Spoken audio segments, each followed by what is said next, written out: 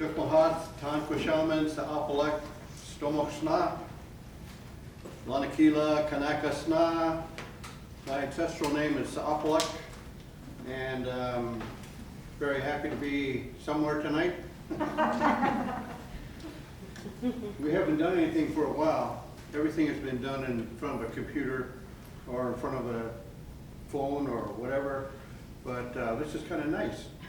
So we begin all of our time together. We begin with a bit of a prayer, calling our ancestors to be with us at a time like this, to keep us focused and give us the right kind of support so that we can, make a successful evening.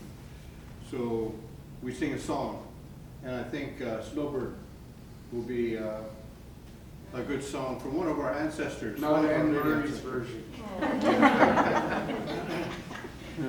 We'll sing that one at the end. This will lead us on that because I don't know the words.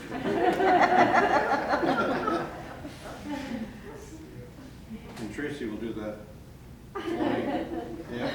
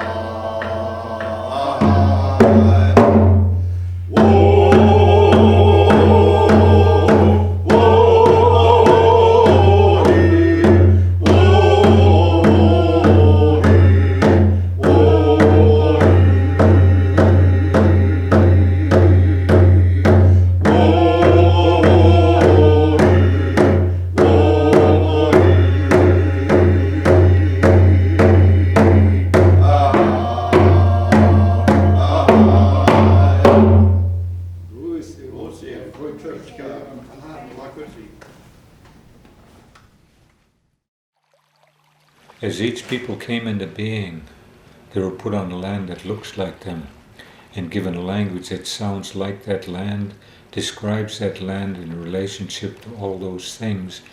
As each thing came into being, it was given its own ceremony. So that's how we know our relatives. And when we know all those things, we know how to do our ceremonies to keep the balance between those things.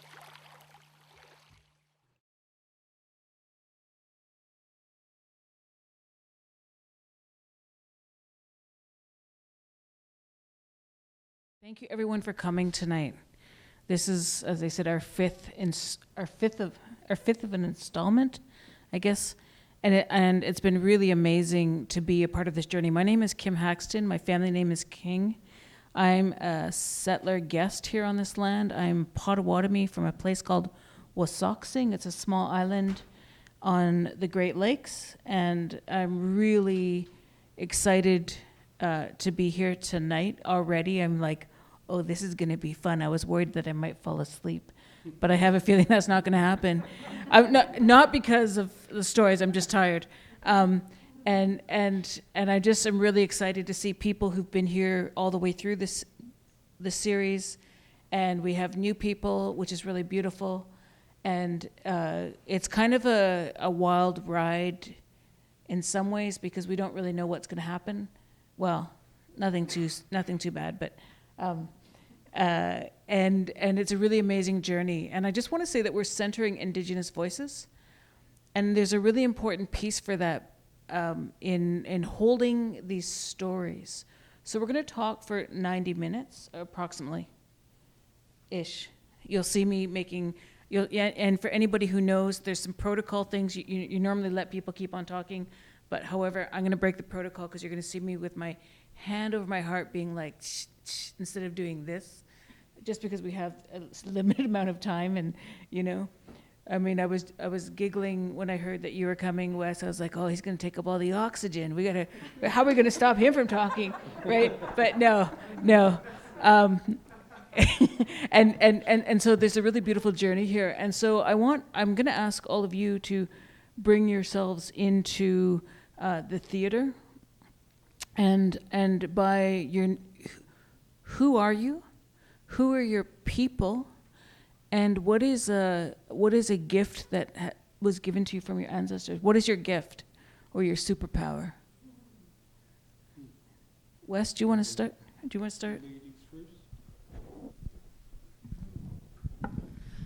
On Haxton, Squalwin, Quins, Quach, Nomiop, Teetsiets.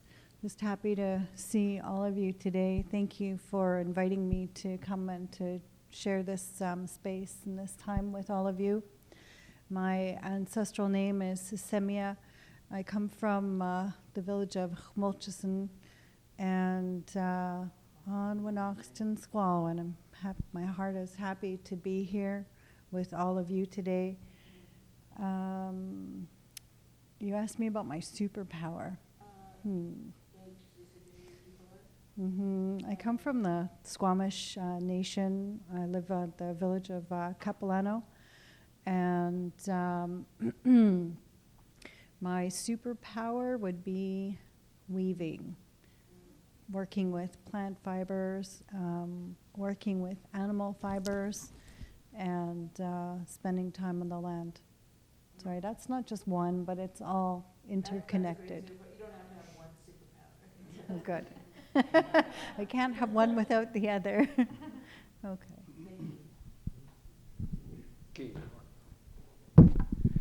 Osiam and Siai, Hoichuch Siam, Hoichuch Hachanik Chasiam, Hoichuch Testalmoch Siam, Siai, and Squados.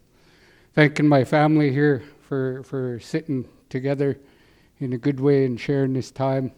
Thanking the Creator for bringing us together on this beautiful day. Chi Haxton, Quiamps Naska, Opmish Stalmoch, and Wanaxton and Squalowins, Chen Quanmantomi, Hoichuch to Kechelton to Aslahan to Hamulchiston. Giving thanks to the 3 different villages that I've dwelled in or that I come from. I originate my bloodline from the village of Kechelton, which is on the Sunshine Coast, known today as Port Mellon. Born and raised in Aslahan, which is head of the bay, today known as Mission Church or Mission Indian Reserve, and have a house now in Hamulchiston where the salmon tumble. My name is Chiaxton.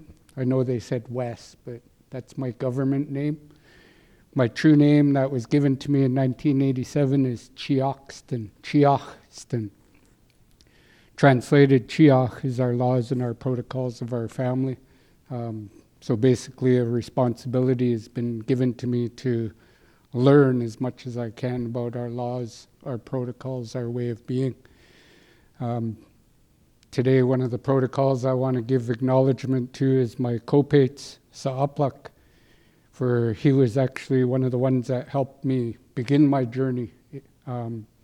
a little while after, in 1993, he invited me to go to Bella Bella in a canoe journey. And I was very honored to be able to be one of the chosen ones to go on that journey. When I started growing up, I didn't know the language, so I utilized it the first thing I do. I'm still learning today. Can't carry on a full conversation yet, but I know how to acknowledge my family, my ancestors.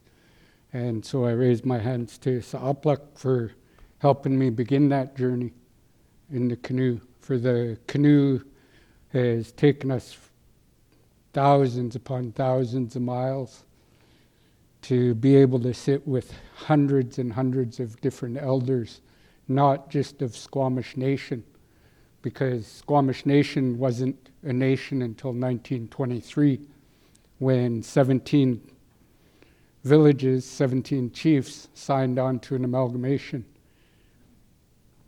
The next year, one chief opted out of that amalgamation, and that was Tsleil-Waututh.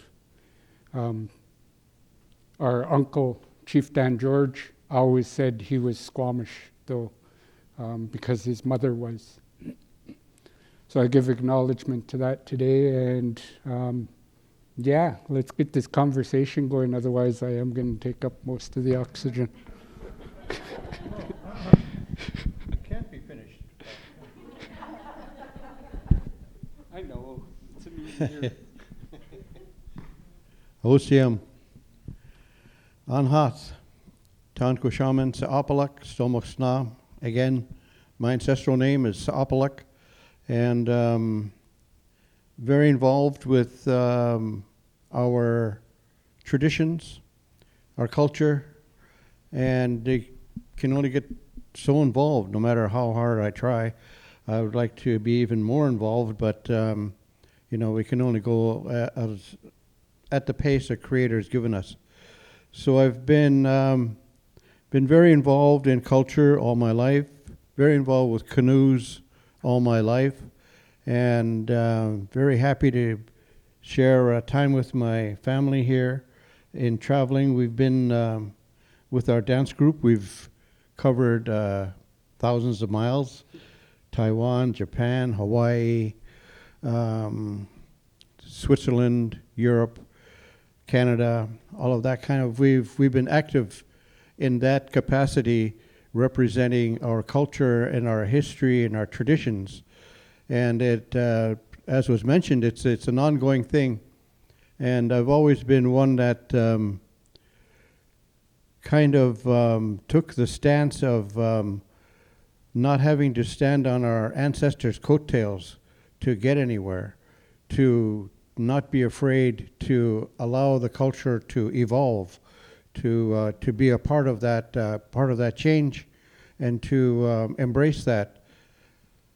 It's a fine line because of the chiach that's involved, the protocols, the rules that are involved that keep us in place, kind of like what we can and what we cannot do. It's like we know tons and tons of songs, but we don't sing them because they're not ours. But we sing them because we like them, and we do it amongst ourselves. And when it comes time to represent something from our tradition and our history, then we choose something, a song or a dance, for that purpose. We don't take it from someplace else. It is from within our own nation, our own families, that we take this information to share.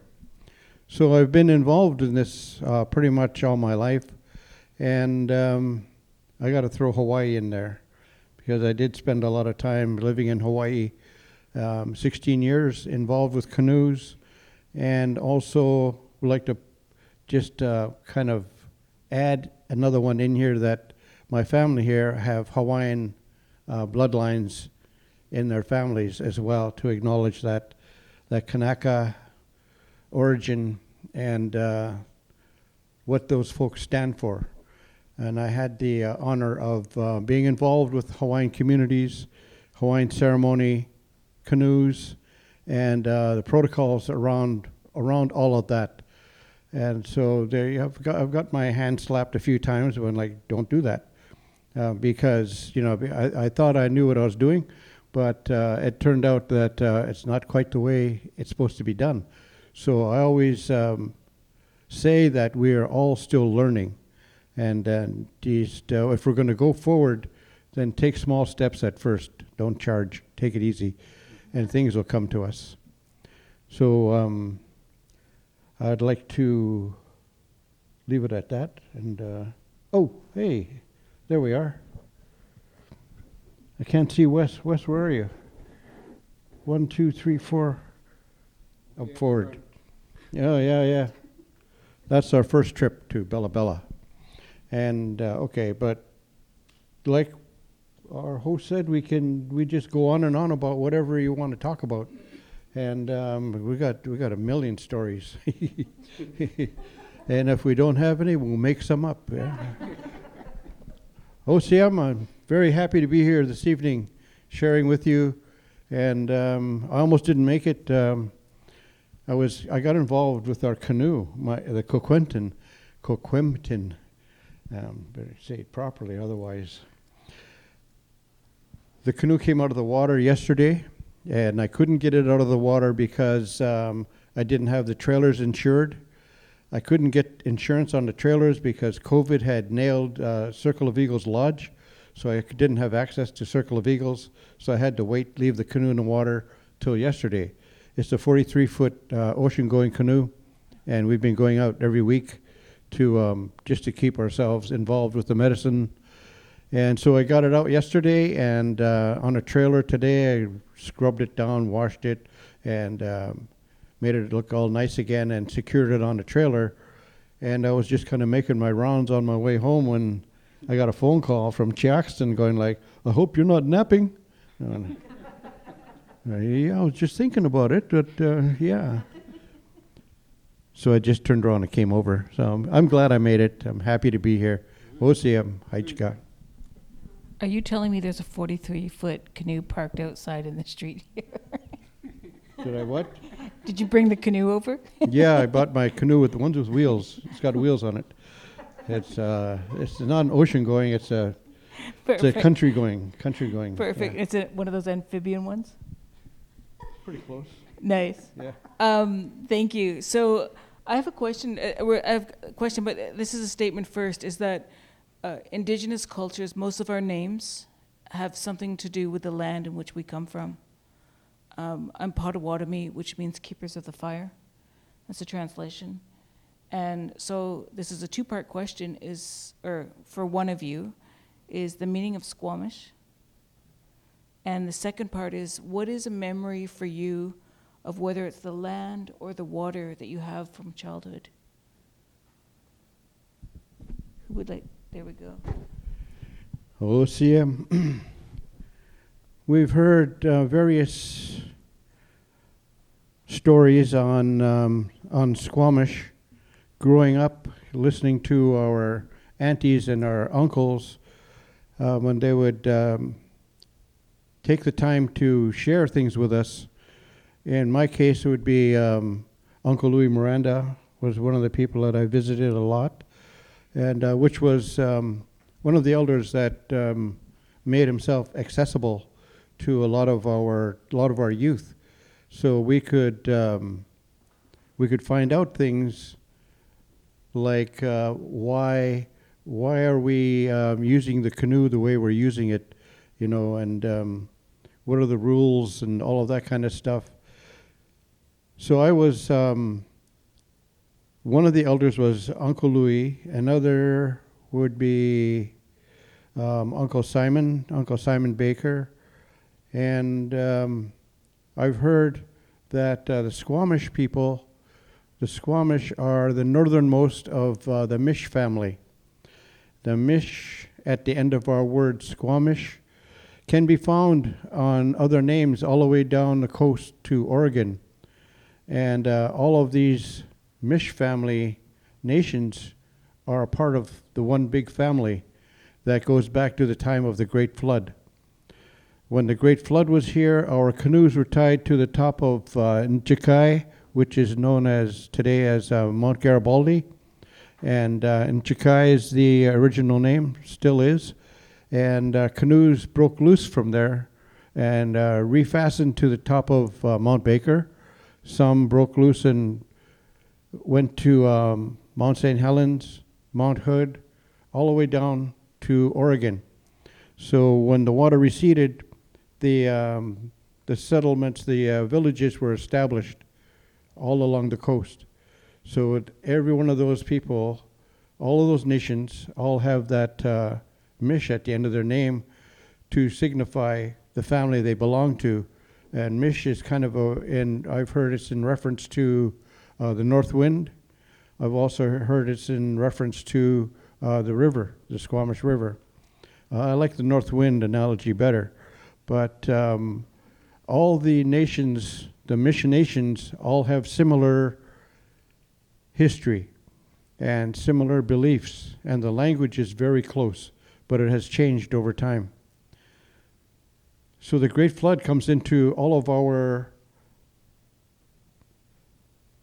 our backgrounds as a people, as who we are, and the medicines that they ask us to travel with. Like we have Gachmain up here that is highly prized by other nations further down that don't have access to it, but we have access to it in our what do you call it? The mouth of the river, what do they call those areas? Anyway. Mouth of the river? Mouth of the river, yeah. Tributaries, yeah, so there's a small little seed on that plant that tastes sort of like menthol and licorice at the same time, and it's Gachmain is good for headaches, good for sore throats and stuff. So like when we travel across to the families to the south of us, they always ask that we carry some of that in our canoe. So there's different kinds of ways that we stay connected. We stay familiar with each other's past, and that's one of the stories. So they kind of kid us too. When we go to their neighborhood, they always say that they're going to have a workshop for us later on, and it's going to be all about tying knots, so that when we have another flood, our canoes won't be loosening their fastening, and they'll be able to stay where they are. But that's one of the reasons why they say we're scattered, is because the lines broke loose and the knots came unraveled and canoes drifted off, and we left some of our family, and so they tease us about that. And so it's nice having that kind of similarities between our Mish families that we know that goes back thousands and thousands and thousands of years to a time when we were traveling. Even when the Ice Age was here, we were still on the water. We're still doing something and evolving our canoe culture. That's what I guess I bring to this, is the canoe. And all of us actually who live here on the coast have that in our veins, in our blood. We have salt water in our blood. We're just webbed toes and everything, and got gills behind our ears, and we're water babies. We love the water and everything about it, what it provides us, gives us life, gives us food, and gives us a way to travel. So we develop different kinds of canoes for various purposes on the water, and these last 20 years, the Coholt, the seagoing and ocean-going canoes, have been very, very big in our world, and that we've been going on tribal journeys and pulling together canoe journeys that we'd, allowed ourselves to go and see what other people, what their perspectives are of our culture and what we can bring to it, what we can bring to the people with the teachings that go with the canoes. There's a lot of teachings that go with the canoes, but they're pretty much common sense. And if you can take those and remember them, then you probably have a good formula for getting you through life. So the canoe disciplines and the teachings are something that we've done a lot of homework on, and it has given us a way to enjoy life. So I'll stop there. Otherwise, I'll go on and on. And I need some oxygen.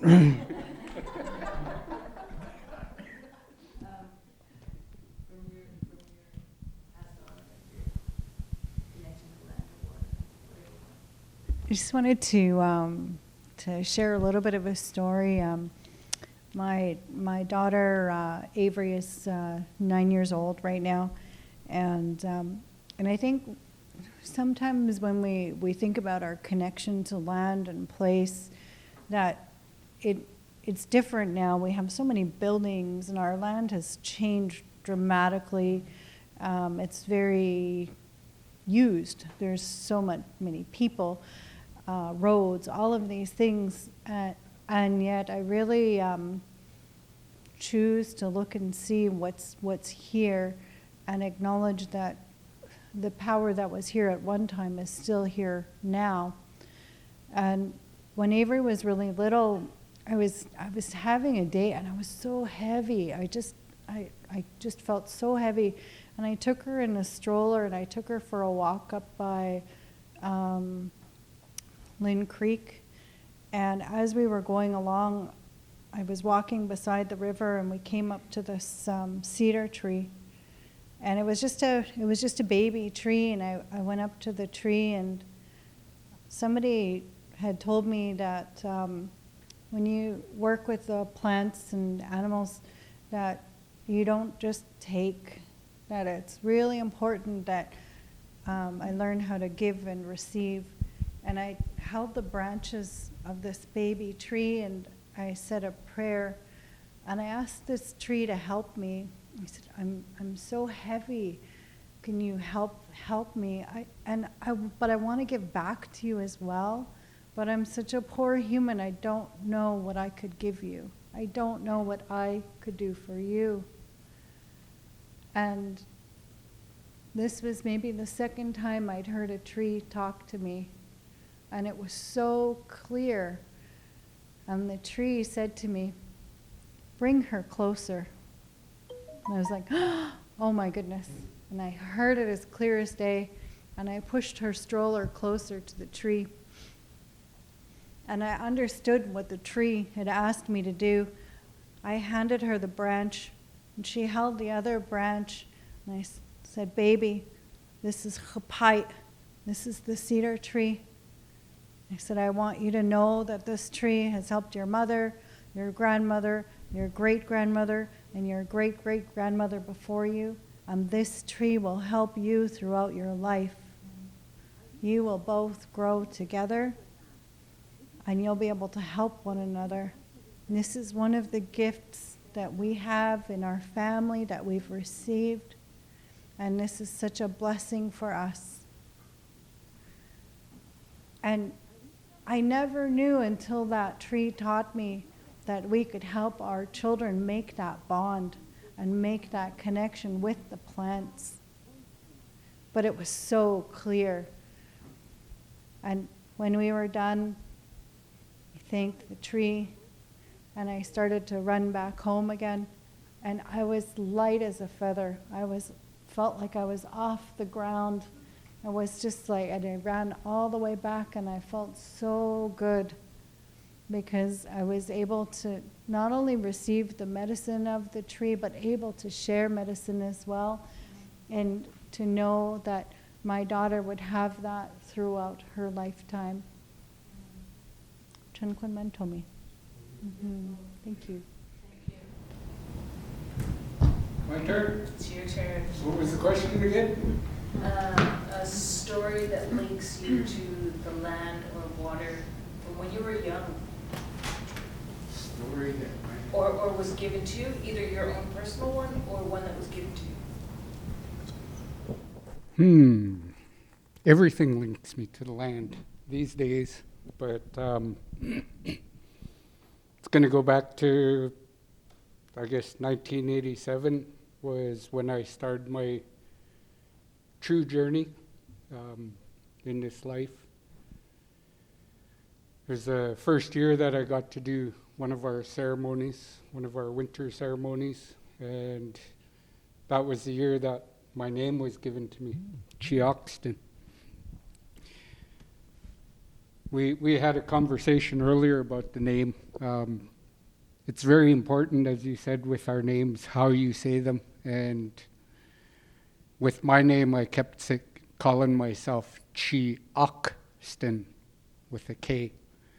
And Tzitzaich Uncle Bob's niece, kind of gave me a teaching about our language and said, why do you keep calling yourself the Carver Man? Is that the name that was given to you? She said, I know you're a carver, but that's not the name that was given to you. You're the one that looks after the laws and the protocols, the Chiach. So you got to be very careful when you say Chiachston, not Chiachston. And so when I received that name, I actually spent a few years down here back in the 80s. And when we did the trip to Bella Bella in 93, I got selected to be on the front page of the province and talked about the time that I spent down here in downtown East Side, a couple of years. And my own blood brother laughed at me and said, what the heck, you've been either with mom or with dad. You were living with either one of them. And I told him, I said, well, go ask him about these 2 years. And he never did, but he finally found out that, yes, I did spend time down here. And when I received that name, that was my connection to the land, to what I do today. Because through that ceremony, at the end of it, I was able to stand out on the floor, like you wanted us to stand on that rug. I got to stand there for like 3 or 4 hours and have elder after elder get up and talk to me about my responsibilities of my name. It was one of the most beautiful nights of my life, of my new life. And so hearing that, that's what I go back on all the time, is the elders, what they laid down, the law that they laid down in front of me as I stood there and listened. One of the things that I particularly remember is one of them telling me to remember that if you think about that first being, whether you call him Adam, Skalalton, whatever name that you may have in your territory for that first being, and I truly believe that there's been different beings around that the Creator placed, not just the one. And so I started training on listening to the elders and learning as much as I could. But one of the elders told me, he said, always remember that first being never came down with all the knowledge that they had to know to survive in life. And so I started opening my eyes to my heart. We call it in Chokmo, one heart, one mind. And started really paying attention to my surroundings, things that come. A lot of times, you've heard that saying, oh, I had a sign, or something's pushing me in this direction. I truly believe through our teachings that it's the elders that are doing this, that are pushing us. And unfortunately, we're in such a world now that we're all going too fast. We're missing half of the stuff that's going to make us grow in life because we're too busy being sheep and trying to go in one direction like everybody else. But we have a weaver here, we have a canoe master carver,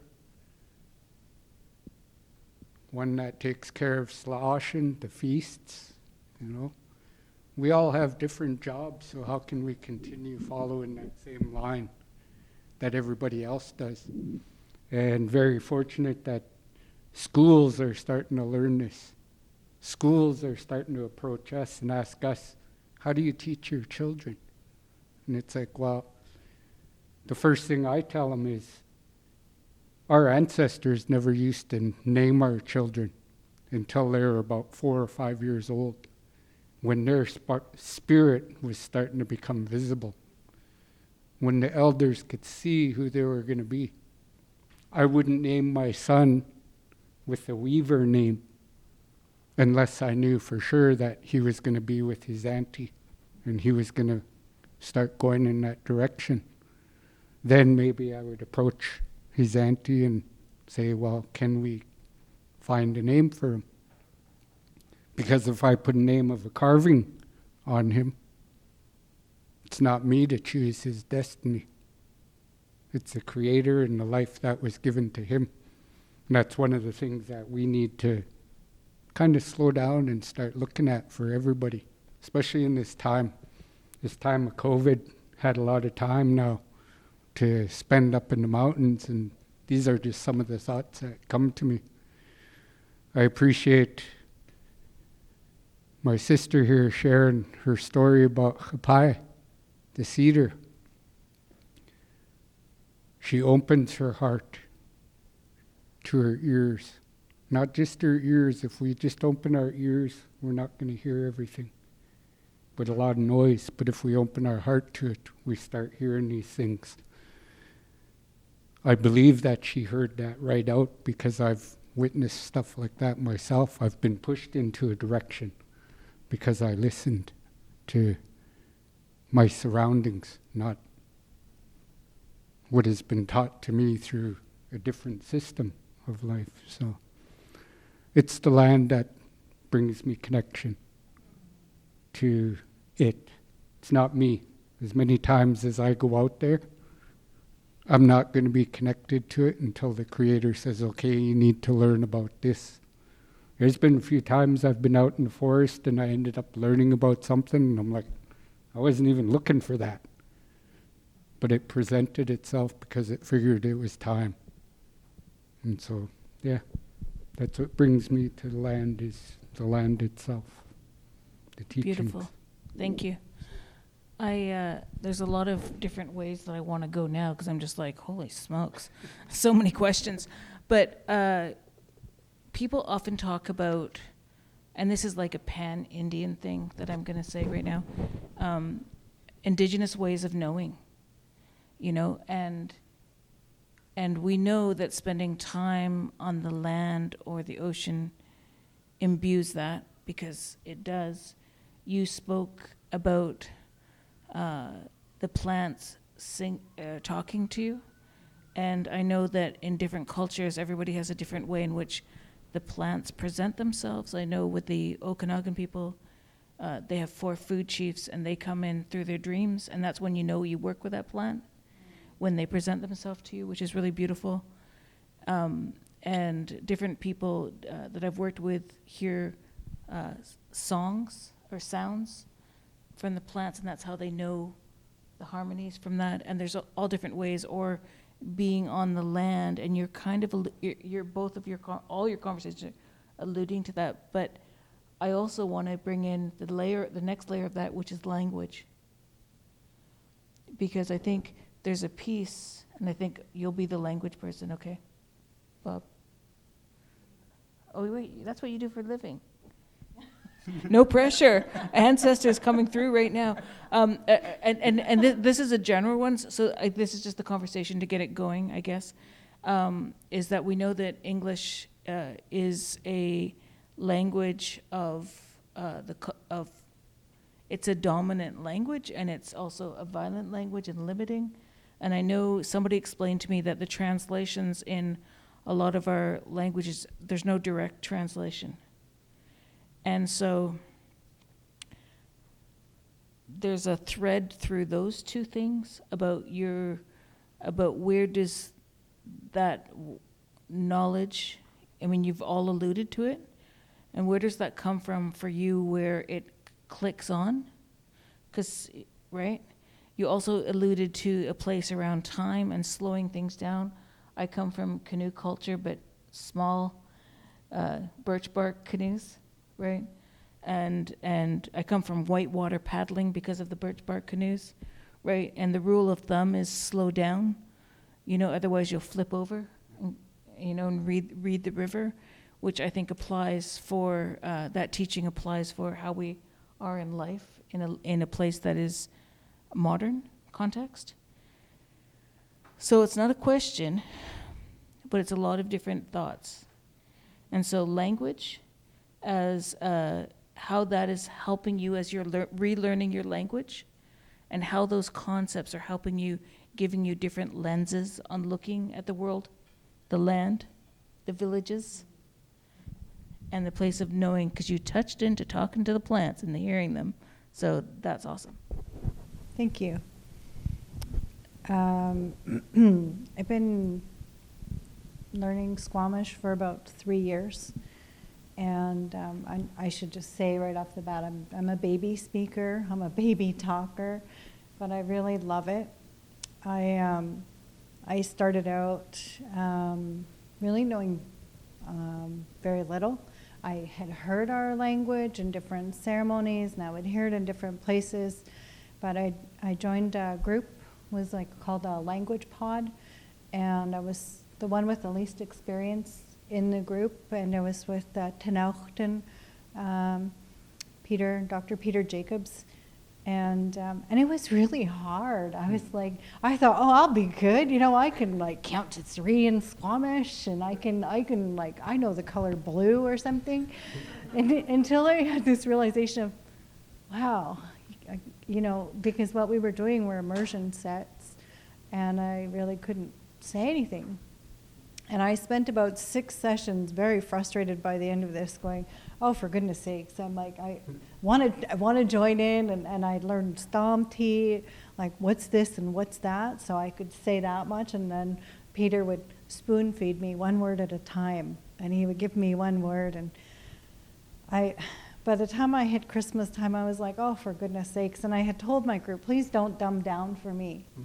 I'm going to come up to you, and I'm going to try to meet you, because I don't want to slow everybody down in their learning. And over Christmas break, I sat down and I thought about it for a while, and I was like, oh, for goodness sakes. You know, I realized that what I was doing was I was really depending heavily on Peter to give me every single word. And I was like, well, where's my responsibility in this? I mean, he will help me, but what am I doing to learn my language? And then I pulled out the dictionary, which is my favorite book in the whole world, and I started reading it. And I went, and my poor colleague, I shared an office, and I started putting these cue cards all over my office, everywhere. And I made what's called domains. So one would be about the weather. One would be about family. And of course, I was like, family's huge. It took up the whole door. And I was like, I didn't know we had so many different words or different ways to describe our family. And then I started a grammar wall, which I really didn't understand. I'm like, why do we have so many ways to say you in our language? And I had a verb wall, because I realized, you know, it's really hard to talk if you don't have a single verb. So there was all these bits and pieces, and then my goal was to reach 1,000 words, because I thought if I can learn 1,000 Squamish words, I might be able to say something that somebody would understand. And you know, I was really lucky that one day I got to go to an elders meeting with Grandma Audrey, and I said something to her in Squamish. She's like, oh, you're so smart. And I knew it was terrible. Whatever I was saying was really butchered and kind of botched up, but she was encouraging me, and I was like, oh, I'll take all that. Anything they would give me, any sign of encouragement. And eventually, I made that 1,000-word mark. And then somebody came, and they kind of got mad at me, and they're like, no, you can't learn language like this. What are you doing? Why are you doing it that way? And they actually took down a whole bunch of my cards I had in the kitchen. And because I had like coffee and water and fork and, you know, things like that. And when I went into the kitchen and I realized what had happened at the office, I was like, oh no, I felt so bad. And the secretary there, she was so upset that somebody had done that. But I took a moment and I thought, no, I don't mean to cause anybody any pain. You know, I'm only trying to learn, and if I've hurt somebody because I did that, that wasn't my intention. And the person who told me, you can only learn the language through spirit, he said. And I said, okay. And I pulled down everything off of the walls. But it wasn't because I was going to stop learning. It was because I was going to change what I was doing, so I wasn't hurting anybody, not intentionally, but I started, poor Auntie Vanessa, I'd bring my phone around, and anytime she'd talk to me in the language, I'd be recording her so that I could listen to it later.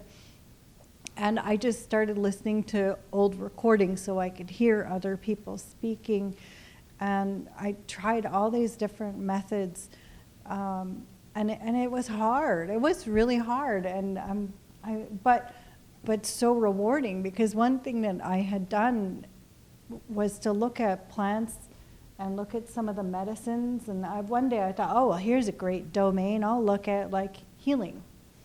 And then I was like, holy cow, some of these words are really like powerful, because they were not only talking about a physical healing, they were talking about a spiritual healing. And I was like, oh my goodness. And there was a little bit of stuff around curses, and I was like, oh my goodness, you could retrieve your spirit from the ocean? I didn't even know that was a thing, but it is. It was pretty incredible. So it started to open up this other world. I really, I love being on the land. I'm a bit more of a land person than a water person. I think I sink in the water. But it really, I started learning, when I talk to plants, I try to use their actual names as best as I can. I learned to be a little bit gentler on myself, so that if I say something that's a little bit off, then Peter would correct me and help me. And you have to take that correction because it's okay. Because we know, one day in one of my classes, we were having a lunch, and I was trying to tell people that my husband at the time was riding a horse and shooting horseback archery, but I mixed up the word for horse and the dead. So I told them that he was riding the dead, shooting archery, and of course my language teacher went, oh my goodness. He was so shocked, because the words were so close that it just the way I was saying it meant a completely different thing. But there's these moments of wow, look at all the words we have for fire. Well, gee, that makes sense. Why do we have so many words for fire? Because we come from the land. Why do we have so many words for plants? It comes from the land. Or words for the animals. All of these things are a true gift that I feel like I'm just starting to learn. Just those baby steps, but I'm grateful for every opportunity to do that. Mm-hmm. Thank you. Terrific. Osia.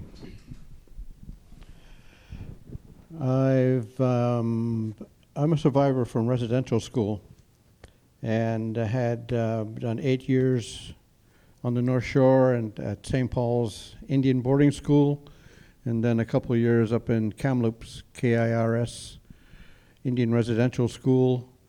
And the brothers and the nuns, they all had their own concept of who we're supposed to be.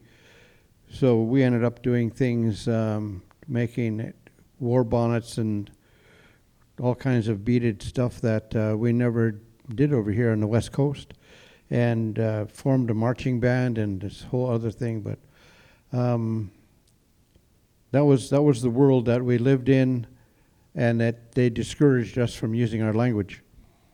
So I didn't grow up learning the language. I was grasping at words here and there whenever I could, and but I was not given that honor of learning the language as I was growing, as did my niece and my nephew.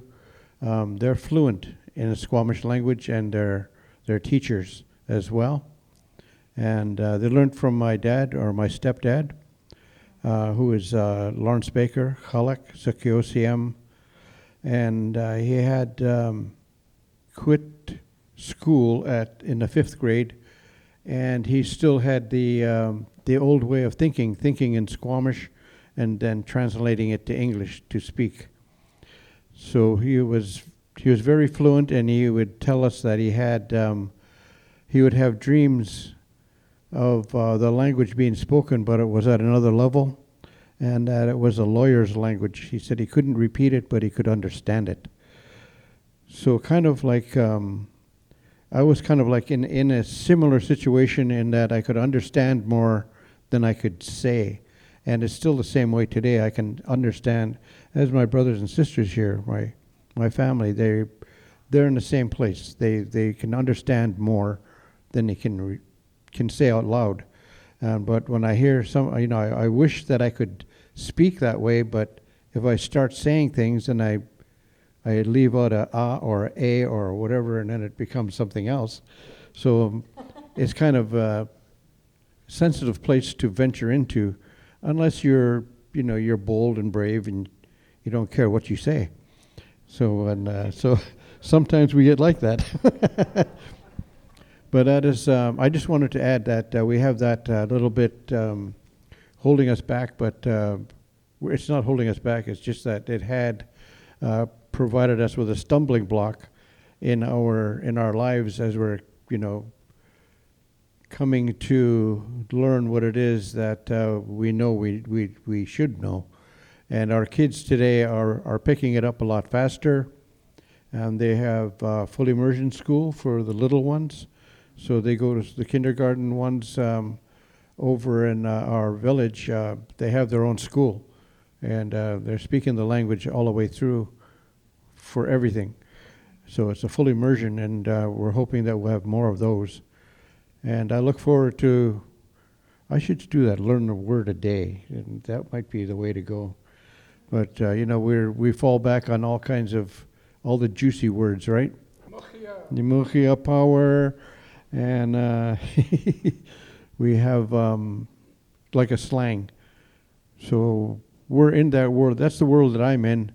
And I know that Tracy has been evolving through her culture of weaving and storytelling and language, as is my brother, who has come up quite a ways through language and speaking in public and carving and making canoes, totem poles, welcome figures, all the things that can be made from carving. Whose friend was that? Oh, yeah, Mukhia. So, I just wanted to add that little bit in there, and I'm sure that there's questions. I got a question in that. Ask that. Oh, yeah, I forgot they're recording. Excuse me, sorry, I did that one. The canoe and the journeys, and what stories do you have from a long time ago? What do you know? How far did they go? We don't have enough time, I don't think. How far did they go? The canoes, they traveled, for the stories I heard, like I can go back to Uncle Louis. When I was talking to him about the families and family names and the history of Squamish, he shared with me that archaeologists have found evidence of materials that we use in our part of the world. The material is sort of like a blue rock or blue stone, almost like a gem, but it's a material that can be formed, it can be used, and it's blue, and it's found up in Chikai, our mountain, Garibaldi Mountain.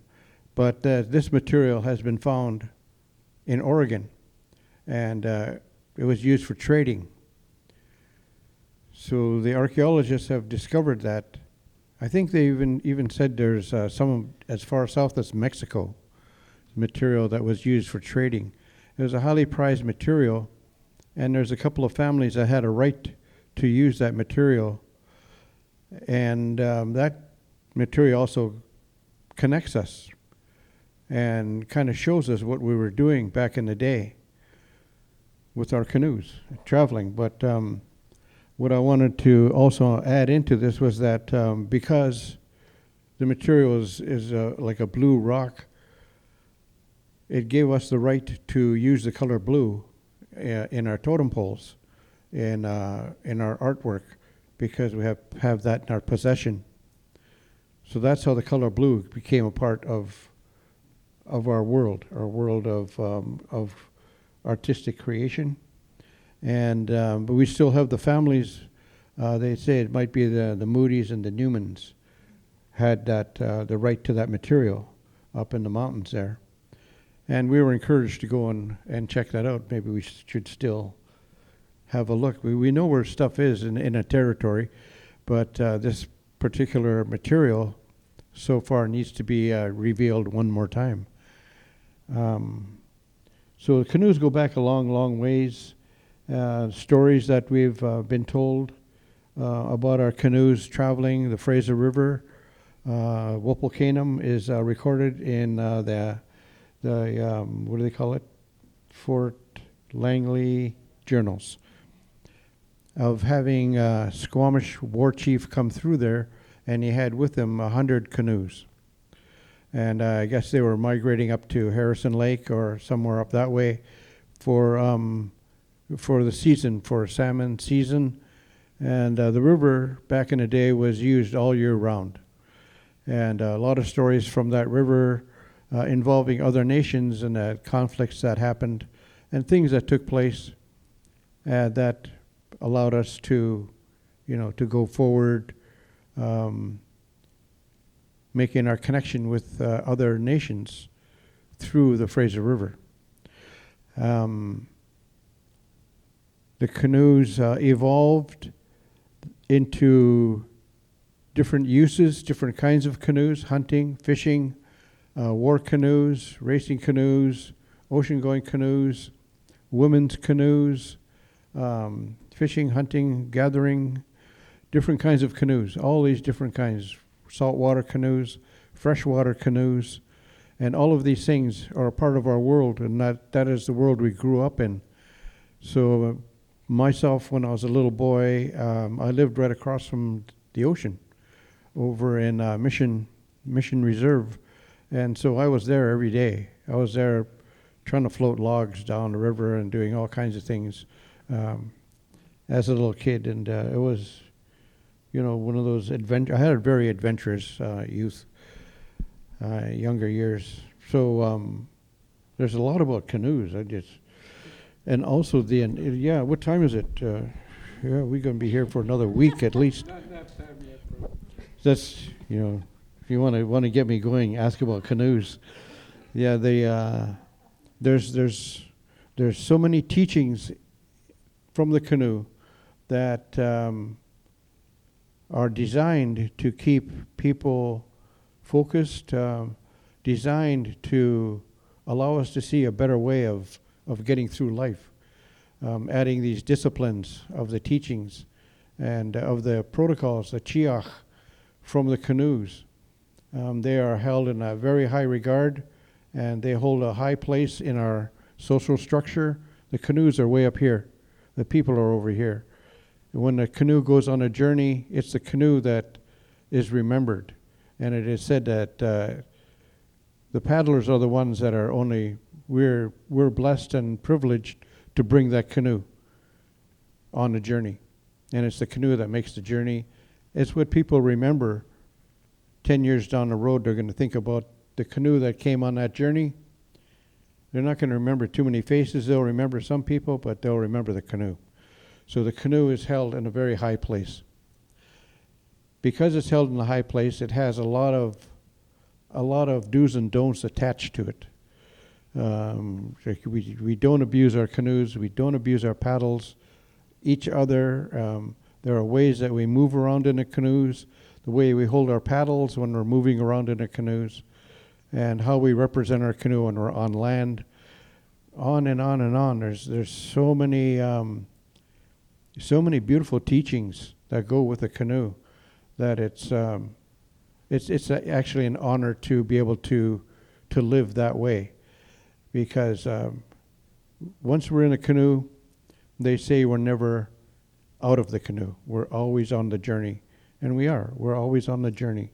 So once we're initiated into it, we're in there for life. We're lifers, buddy.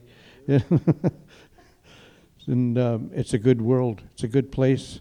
And we look out there every day. You know, once we become addicted to it, we kind of look at it. We're looking at the water every day, going like salivating, going, when am I going to get there again? And happily, I've been going out almost every week with our family, the Chalak and Sisai Kamat and Chamia, and I took out some other folks. We'll go out just around the harbor, just to get off the land and get onto the water so you could feel the rhythm of the ocean and feel the medicine. Spend some time with the seals, the cormorants, the ducks, and everything that's, you know, wildlife around our neighborhood here. And it is a blessing to be able to be a part of that world, this world, and this place where we are, where we're located on the west coast here. It's a blessing, and there's a reason why it all happened that way, and the canoes are a very big part of that reason. And so we can look back at those canoes and understand the reasons are made the way they are. And they're alive, they're a part of our family, and they hold a status in our nations, very high status. We don't abuse our canoes. We don't paint eyes in our canoes, because we believe that they are alive and they have a spirit, and they see with their spirit eyes. So we keep our canoes facing the water so that they'll never forget what they are. Things like that. That's our everyday understanding of our canoes. We wake them up in the springtime. We put them to sleep in the winter. And you know, all these things surrounding. There's a lot of things around our canoes that will kind of give you an idea of why we are who we are. Osium. Leave me some oxygen, bro. So just to add a little bit to what my brother shared about the canoes, I was going to go to that after I finish about the canoe. But short story, I was at Salmon and Bannock. No, this ain't a commercial ad or anything, but I was there doing an opening. We had some rangers from Australia come over to check out what the indigenous people here were doing with the land. And as I did my welcome song and welcomed them to the area, there was a South American family just happened to be dining there as well. And after I finished introducing myself and sharing the song, I was approached by one of the ladies, and she said, "Did you say you were Squamish?" And I said, "Yeah." And she goes, "Just a minute, I'll be right back." And she went over, and she was Mexican, but she was hosting some people from South America, and they actually came over and started talking to me all excitedly and said they had never met a person from what's known as the Squamish territory today. For they still talk story down there about how our canoes went down that way. And they still talk about story. I'm supposed to be hooking up Sempoyan with them because my uncle has a lot more knowledge about the South American side that we hold as well, not only the Hawaiian side, but South American side as well. So, yeah, the canoes have traveled. I've heard stories of us heading all the way up north as well, Aleutian Islands and stuff like that. Elders from down the States on Vancouver Island talk about it. Like I said, I don't just go to Squamish, what's known as Squamish elders today, because we didn't have any borders. Our teachings are all out there. And so the canoe, helpfully, has been helpful for me in receiving some of the knowledge that I have.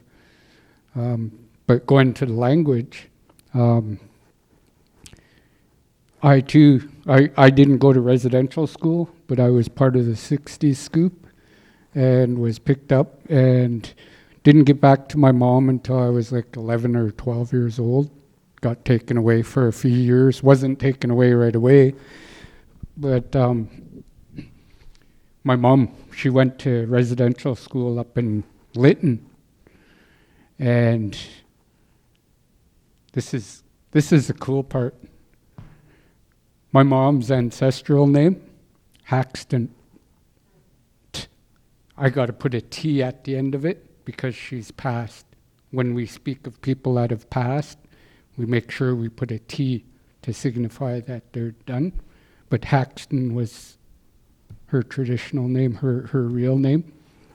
And what I was told was, she told me it meant empty stockings.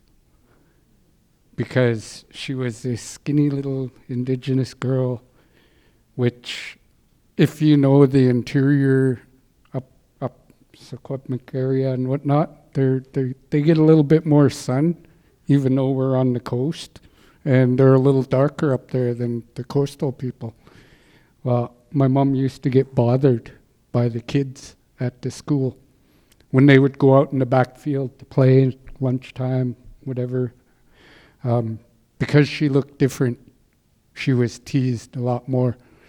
And she actually took it upon herself to start learning what they were saying. She started paying attention. And so she learned that language from up there.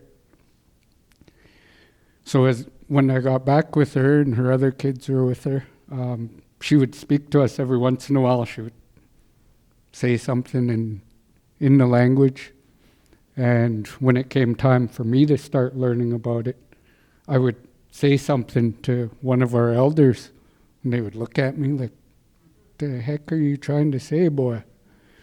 And I would tell them, and they would start laughing. They'd be like, no, that's not Squamish.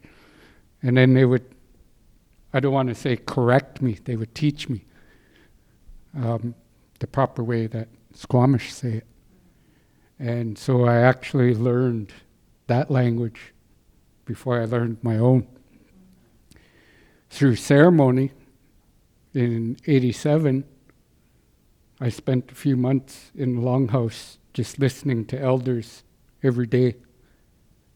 They would travel around, we'd travel around to the island, to the States, up the valley. And so I learned Halkamenum, Nuksa, different languages from around the area. And so I, as Bob says, I can understand different languages, but I don't dare try to speak it, especially if I'm chewing crackers. It's like... So, I learned a different language before I learned Squamish. But it was good. It was something else that helped me on my journey. We have an ancestor that used to travel as an ambassador for our nation. And he spoke, 17, 18 different languages up and down the coast because he was part of doing the commerce, the trade. And so one of the things that I've learned through language of paying attention to different languages, lim for talking of the Okanagan, Kwasukanake. One of the things that I learned, a lot of times people will try and correct us and say, oh, that's not Squamish, that's Stotlium. And it's like, okay, thank you for letting me know that, but as a Squamish person, I'm going to still utilize that because we trade with them. So we have at least 4 different languages around us, if not a heck of a lot more, that our people utilized. And some of that language has bled in to our language. So some of our teachers, I found out, have been telling us that's Squamish. And then I'll go up north a little bit in the canoe and somebody will speak and I'll hear that and I'll say, oh, we use that. And the elder will go, yeah, I know. We used to do trade with you guys. So of course you would know that language because you had to speak to our ancestors. So that's kind of the journey I'm on in my heart and mind now, is to try to learn which of those are actually coming from a different area that we do trade with. Going to the stories, I mean, we have stories of, or a story of one of our ancestors traveling to that big mountain, the big mountain range, days and days away, and they came into a cave, and when they came through that cave to the other side, it was like there was no land. It was just flat. A couple little bumps here and there, I think they call them mountains. But our stories tell of our journeys into the flatlands. And there are some languages that I hear up and down the coast that I've heard when I was into powwow. When I learned powwow songs, it's like, oh, we used to sing that. That was part of the words that we sang when I was singing a Cree song or something. You know, so language, when it comes to language, you got to remember we conversed with many different people, even the South Americans. So maybe some of our language is part of that. And yeah. Thank you. I don't know who said it. Was it this afternoon or last night that the Squamish language is its distinct language group, separate, or this was this afternoon, from the Hulkaminam language that you're surrounded by, which is kind of mind-blowing. So you're on the endangered language. Do you want to expand? Just that piece was important. Yes, our language would be very unique. A lot of the time the way that we're taught is to really, we understand that the truth is that our language is endangered, and we know that, but we really focus on revitalization and encouraging everybody to use any and every word you know, and to come from that place and that position of let's do the best that we can. We're putting a lot of emphasis on two main streams, which is adult learners and adult trying to create conversational speakers, so that it's not just about learning to read and write. Yeah. In fact, reading and writing come way down the road. The focus has to be on us being able to communicate with one another. Yeah. And then we're also working on immersion programming for children as well. So there's a lot of work, there's lots and lots of work to be done. Yeah. But it is in large part in our community, our young people who are answering that call, and they are phenomenal. Yeah. We have more speakers now over the last few years that have come up than we've seen in generations, and it is so, it just fills my heart. There's young people that are speaking 35 hours a week. Some of them have completed 900 hours in a certificate program, and then another 900 in a diploma program.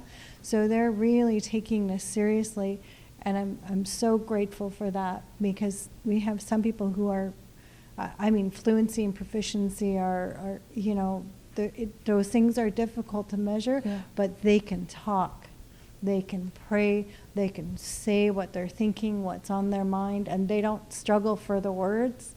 See, I'm still real baby-like, trying to figure out past tense, present tense, future tense, and much less, the way that we speak is in a completely different order than English. And so I think that we're always we don't spend a lot of time looking at that sad place where we cry for our language, because we actually work hard to learn and to build it. Beautiful. Okay, are you ready for the last couple of minutes? I just wanted to be a part of this conversation, so I made something up. No, I just can't. In the spirit of learning language, the language, a language that was used around here and still is, I think it's being relearned on the island, is Chinook. Chinook was a trading language and still is. It is a language that all of our people used in order to communicate with each other than our own home language. Chinook language has, I think, 11 letters in the alphabet. Examples of Chinook are Klahowya, Tilikum, these kind of words that are very, very straightforward, plain, easy to say, and easy to pick up. They remind me a lot of Hawaiian words, and the way the Hawaiians teach the language is very similar to what we're doing right now, and that's full immersion. In Hawaii, if you go to Hawaii, you see street names and everything all in Hawaiian. So you're encouraged to use the language all the time. You can't help it. You're speaking the language. And in order to, we'd confuse some of the tourists some of the time. We'd just rattle off a bunch of street names, and they'd never know what the heck we're saying. We'd say, Kalakaua, Ala Waikiki, Honolulu, you know. And I go, like, wow, he's speaking Hawaiian, yeah. But but it's all around everybody. And I lived in Hawaii for 16 years, like I mentioned, and I was fortunate enough to be adopted by a Hawaiian family, and so I heard the language being spoken a lot, and it's a lot different from what we heard from, like when Charlie and those guys came up. They speak the Hawaiian language in a good way, but they also speak it slow. They speak it like baby language, like we're doing. When I heard like my tutu who hanai'd me or adopted me, they spoke it really fast and with a lot of slurring in there, and it almost sounded like a Mandarin, and they would rattle off the language, and I'd go like, I didn't catch any of that, dude. What is they talking about? And so my friends would say, well, the way that they speak is that their dialect, their style is Big Island, Waimea. Waimea side of the island is the way that Auntie Genoa Keawe and her family spoke Hawaiian. So there's various different kinds of, little interesting slants on language everywhere you go. The way that we're doing it today is the way that I see that we're going to be successful, and it's by putting the words out there and speaking them, always being involved, engage, and learn to think from that area. They say our culture is the foundation is language. You can't go anywhere without the language. So our language is coming back to life, and we consider the English language as a dead language. It really doesn't have any feeling, doesn't have anything. As our First Nations language has one word can mean a lot of things. It's how you say it, and so it's alive. And I look forward to learning more. Just wanted to add that. Thanks. Thank you. That's perfect. We've come to the end of our evening. That was 90 minutes. So everybody's going to go to your place now? Yeah. Okay. Party's at my place before 10 o'clock, then you have to leave by 10 because apparently we're in kind of some sort of, there's a shift. But I want to thank all of you for coming, and I also want to thank you for being on your territory. You know, I have a relationship in the Musqueam, but I don't have an over there. And so it's a real honor to sit with you and to hear your stories. And for me, as a settler, as an indigenous settler on your land, to be able to see it in with different eyes on. And it's really beautiful to hear your language, and it's beautiful to hear that my last name was already here. It's funny, one of my brothers moved out to Lummi, and he sent me a picture of my last name on a sign, and he's like, "Isn't that weird?" I'm like, "That is weird." And so really nice to have that story brought back in. And thank you, you know, for all that you bring and the beautiful work that you're bringing into the community. Thank you to Rosemary. Thank you to Donna, to Chris, to Alistair, April. Sorry, April. I just want to call you Penny. I don't know why. And I know April, so it's terrible. And I want to thank all of you for coming tonight and spending your Saturday evening with these beautiful storytellers. Thank you. We'll see you. Close with a song. Close with the song. Sam enchanted evening.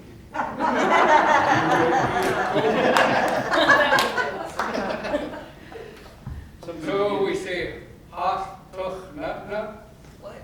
Hot, Tuch, nut, nut. Hot, tuch, nut, nut. followed by looking at me. Tom Squay to know. I love you. Sucks not. Sucks not? Midnight.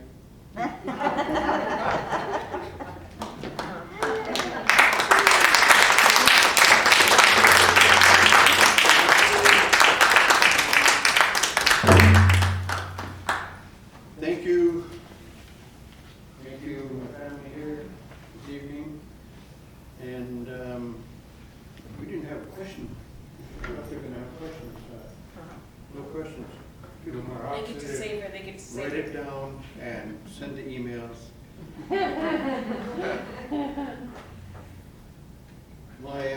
Our ancestor was one of the CM that went to England, and before going to England they were given a song, and the song comes to us through all the years to now and to the future.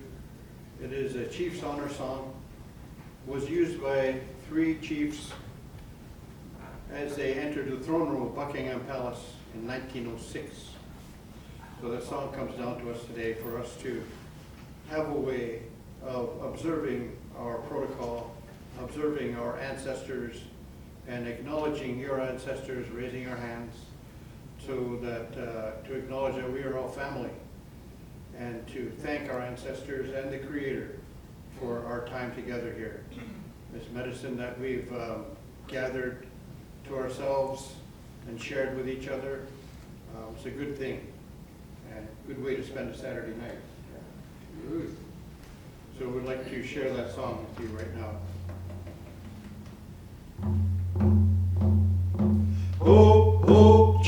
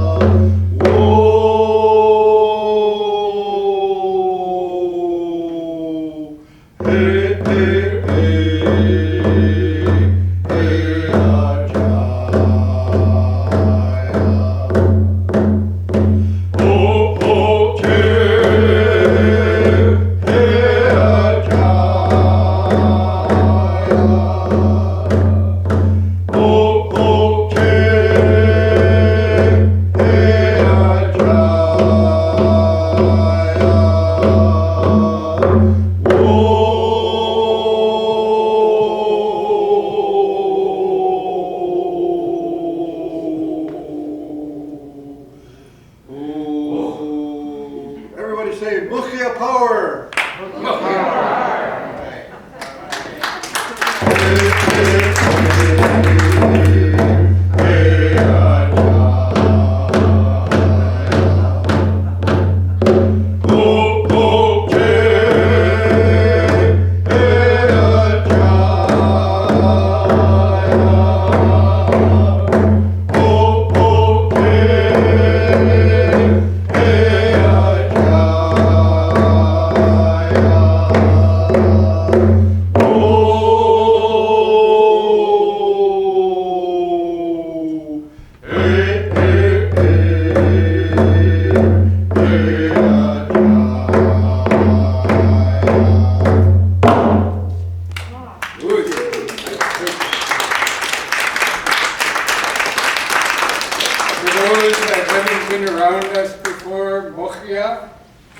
Everybody know what Mukhia is? Yes, yes. It's got to do with love. It's got to do with our connection. Mukhia translates into belly button. One of the first words that we learned.